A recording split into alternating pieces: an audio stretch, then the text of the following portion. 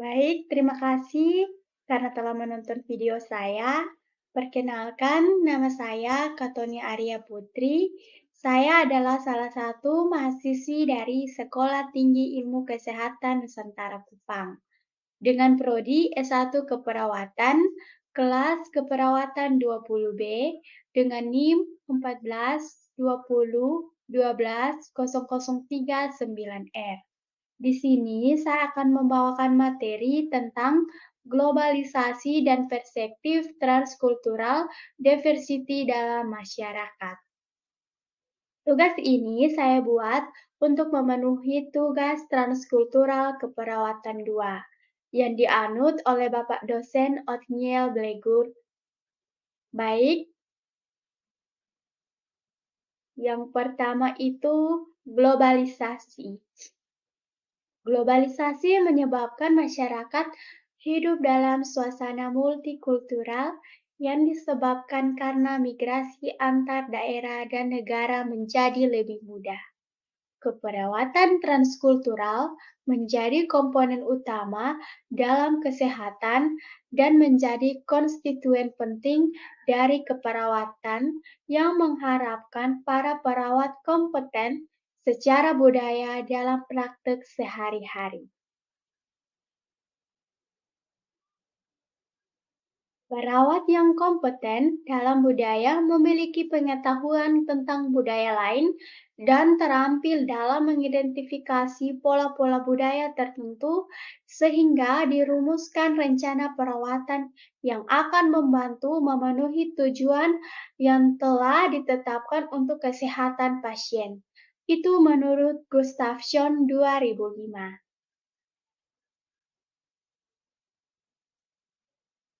Pada era globalisasi, kemajuan teknologi, transportasi, telekomunikasi, dan informasi telah semakin menghubungkan dunia dalam berbagai aspek kehidupan, dan dengan sangat cepat dan buat masuk ke seluruh bangsa-bangsa di dunia.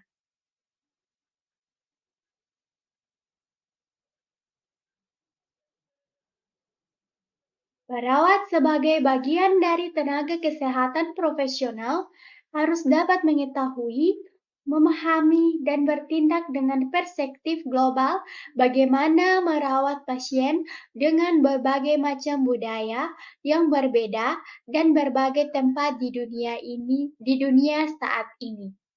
Jika faktor jika faktor tidak dipahami dan dihargai oleh pemberi pelayanan kesehatan, maka pelayanan keperawatan yang diberikan kemungkinan akan menjadi tidak efektif.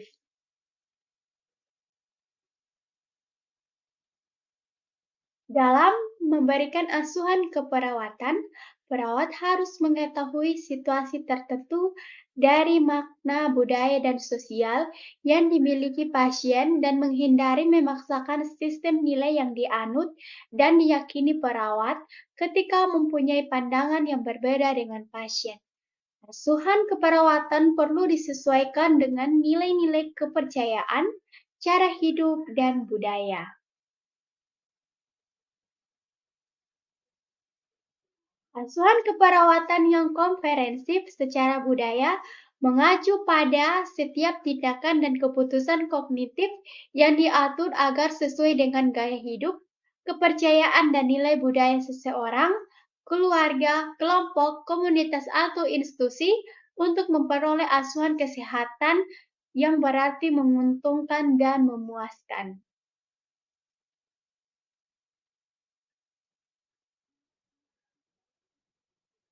Tindakan dan keputusan yang diambil terdiri dari yang pertama itu mempertahankan asuhan budaya atau culture care prevention maintenance mengacu pada tindakan dan keputusan profesional yang dapat membantu pasien meningkatkan dan mempertahankan status kesehatannya. Yang kedua itu domo akomodasi dan negosiasi. Asuhan budaya atau culture care, accommodation atau negotiation. mengacu pada tindakan dan keputusan yang akan membantu seorang dengan budaya lalu beradaptasi untuk dapat memperoleh hasil akhir kesehatan yang menguntungkan dan memuaskan.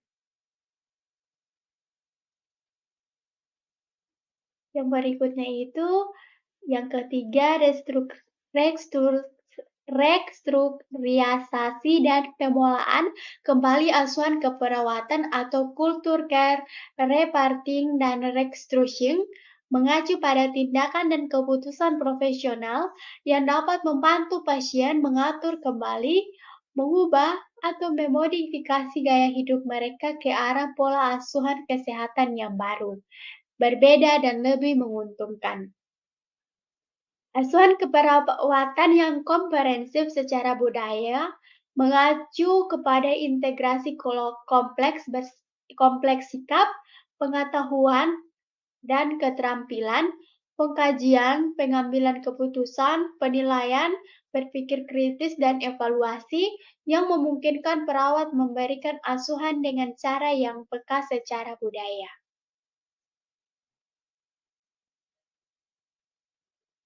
Konsep dan prinsip dalam teori keperawatan transkultural. Keperawatan transkultural adalah area keilmuan budaya pada proses belajar dan praktek keperawatan yang fokus memandang perbedaan dan kesamaan di antara budaya dengan menghargai asuhan sehat dan sakit didasarkan pada nilai budaya manusia, kepercayaan, dan tindakan. Itu menurut Leininger 2002. Konsep dalam keperawatan transkultural. Yang pertama, budaya adalah norma atau aturan tindakan dari anggota kelompok yang dipelajari dan dibagi serta memberi petunjuk dalam berpikir, bertindak dalam mengambil keputusan. Yang kedua, perbedaan budaya dalam asuhan keperawatan merupakan bentuk yang optimal mengacu pada kemungkinan variasi pendekatan keperawatan yang dibutuhkan untuk memberikan pelayanan budaya yang menghargai nilai individu, kepercayaan, dan termasuk kepekaan terhadap lingkungan dari individu lain dan individu yang mungkin akan kembali lagi. Itu menurut Leininger 1985. Diversity dalam masyarakat.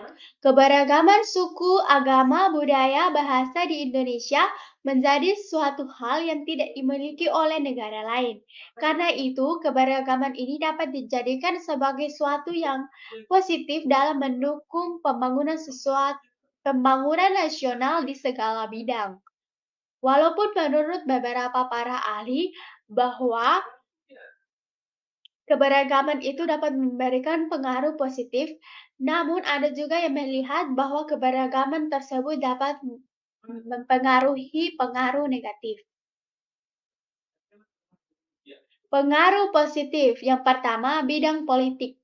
Kalau dalam bidang politik itu dapat menimbulkan integrasi nasional yang berdirikan Bhinneka Tunggal Ika.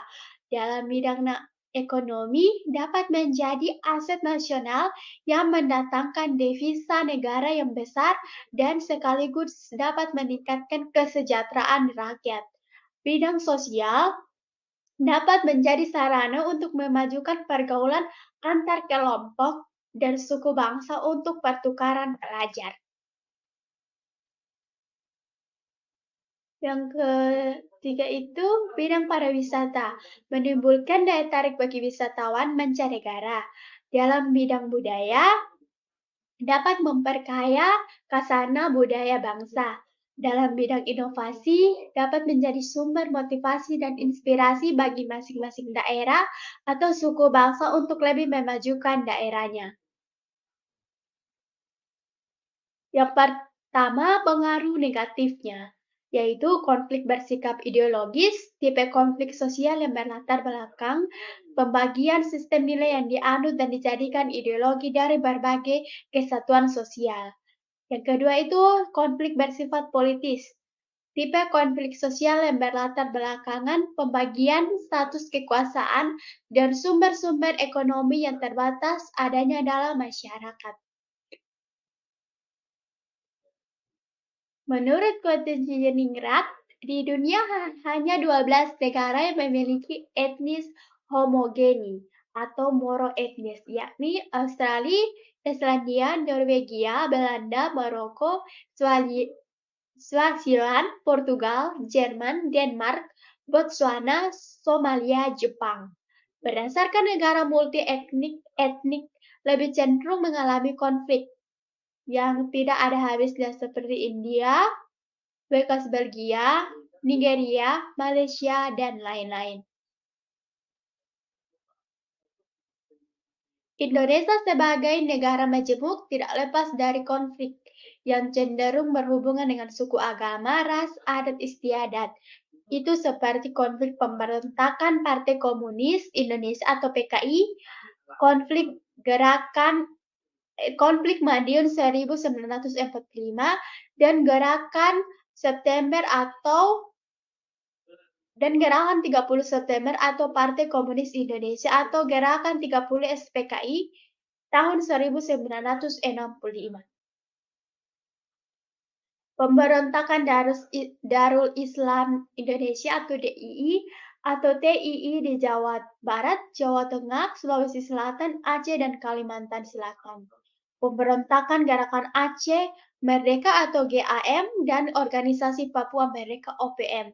Konflik Sambas, konflik Sampit atau suku Daya melawan transmigran suku Madura di Kalimantan. Konflik Ambon, konflik agama, konflik Kupang, konflik Poso, dan konflik lain-lainnya. Baik, terima kasih. Sekian presentasi dari saya. Semoga bermanfaat untuk kita semua. Terima kasih.